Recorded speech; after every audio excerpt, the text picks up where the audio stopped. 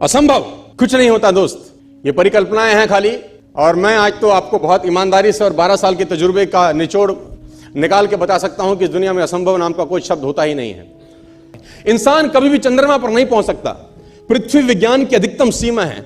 Doctor Li दी forest मशहूर वैज्ञानिक हुए, बहुत बड़े साइंटिस्ट हुए। एक स्टेटमेंट इन्होंने पास किया 1955 के अंदर, 1955 ही पास द स्टेटमेंट कि इंसान कभी भी चंद्रमा पर नहीं पहुंच पाएगा। It is impossible for a human being to cross Indian globe, earth globe. और पृथ्वी विज्ञान की अधिकतम सीमा है, लेकिन किसी बहरे ने इस बात सुना नहीं और पहुंच गया एक आदमी अपना बस्ता उठा के, जिसका नाम था इन 1969। और उसके बाद तो स्पेस जर्नी ऐसी हो गई जैसे आप और मैं अभी पतिया और बैंकॉक चले जाते हैं।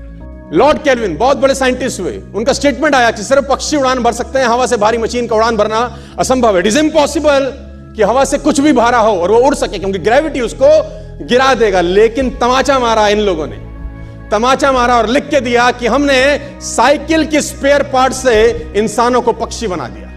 साइकिल के स्पेयर पार्ट से इंसानों को पक्षी बना दिया। 16 साल लगे राइट ब्रदर्स को जहाज का निर्माण करने में, लेकिन इन लोगों ने उसकी बात नहीं सुनी कि जो कहते थे कि वायु का सिद्धांत तुम्हारे विपरीत है। यह बात भंवरे को कही जाती थी कि भंवरा वायु के सिद्धांत के कारण कभी जीवन मोड़ नहीं सकता, क्योंकि उसके पंख उसके शरीर से हल्के रहते हैं। लेकिन भंवरा साला किसी स्कूल में गया नहीं आज तक। माई doctor told me I will never walk again.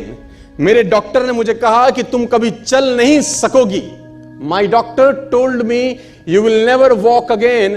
My mother told me I would, and I believed my mother rather than doctor. Wilma Rudolph एक ऐसी एथलीट हुई जिनको पोलियो था जिनको डॉक्टर ने कहा तू चल नहीं सकती, मां ने कहा तू चल सकती है। उसने कहा मैंने डॉक्टर की बात नहीं मानी, मैंने अपनी मां की बात मानी। 3 ओलंपिक गोल्ड मेडल जीती है लड़की, 3 ओलंपिक गोल्ड मेडल, जिसको डॉक्टर कह रहा है कि तू चल। लेकिन मां क्या बोलती है? मैं आपको उदाहरण देना चाहूंगा सर। बहुत छोटे थे अल्बर्ट आइंस्टीन, दुनिया के महान वैज्ञानिक में से एक हुए, मंद बुद्धि कहा जाता था। 8 साल के थे, घर पहुंचे, मां को एक चिट्ठी दिया। When he was 8 years old, came to his home, given letter to his mother. मां को एक चिट्ठी दिया, मां ने वो चिट्ठी पढ़ा। 8 साल के थे और चिट्ठी में प्रिंसिपल का खत था, उसकी मां के नाम। प्रिंसिपल ने ये लिख के भेजा कि आपका बच्चा विलक्षण प्रतिभा का धनी है, ग्रेट पावर है इसके अंदर, क्योंकि बहुत बड़े साइंटिस्ट बने, बड़े हो गए। मंद बुद्धि बचपन में समझा जाता था। आपका बच्चा विलक्षण प्रतिभा का धनी है, इसके अंदर असीम संभावनाएं हैं। तो हमारा स्कूल, हमारी मैनेजमेंट, हमारी फैकल्टी, हमारा टीचर इस लायक नहीं है कि हम आपके बच्चे को अच्छी शिक्षा दे सकें। तो it's better for you to take care of your son. आप अपने बच्चों को अपने घर में पढ़ाइए, हम लायक नहीं है कि आपके बच्चे को पढ़ा सके।